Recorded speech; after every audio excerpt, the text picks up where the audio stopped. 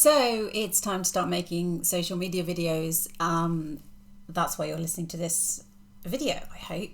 If not, then you've scrolled past, or you will do now. But it's just, I thought I'd come on and give a few tips to making these videos. And I know it can be really nerve-wracking for a lot of people. And to be honest, I didn't love the idea at first.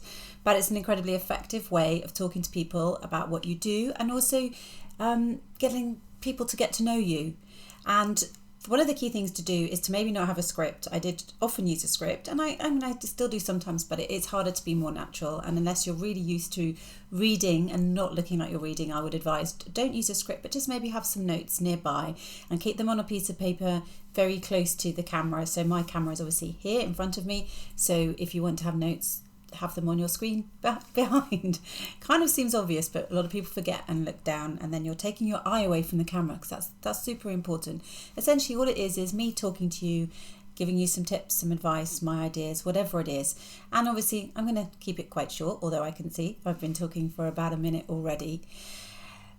The easiest way to start is to do a testimonial for somebody, a video testimonial, because then you really can speak from the heart about how you feel about something and be yourself, really, particularly if it's somebody that you like, you enjoyed working with, and you want them to get more business.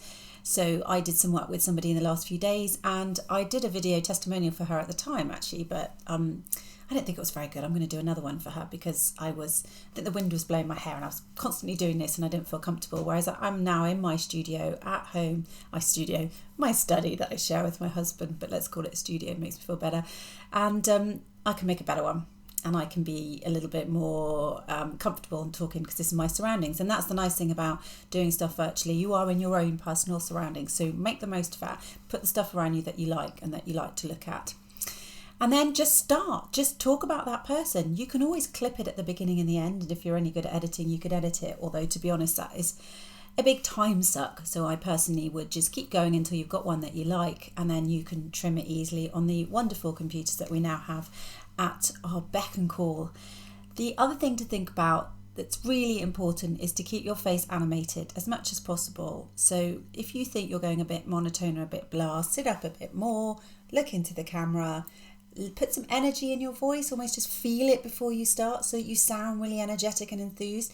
And it doesn't have to be very long. I'm wittering now for ages, but honestly, I think they say a minute and a half is better to capture everything, and that fits on YouTube and various other ones. But you might have to Google that one, because that's probably just made up from somewhere in my head. But yeah, a minute and a half I think is about the best way for a video to get through all the systems. And just talk. So you're going to talk about Jim, who just helped you work out how to use a CRM system. So I love working with Jim. He's been really helpful to me in my business. He's enabled me to do this, this, and this, and he's left me with a really great feeling about my CRM. So I would really recommend working with him. There you go. It's as simple as that. Just start doing them, and your friends will love them, and maybe they'll do a testimonial for you too. So you've killed two birds with one stone. You've made a video, and you have also got a testimonial coming.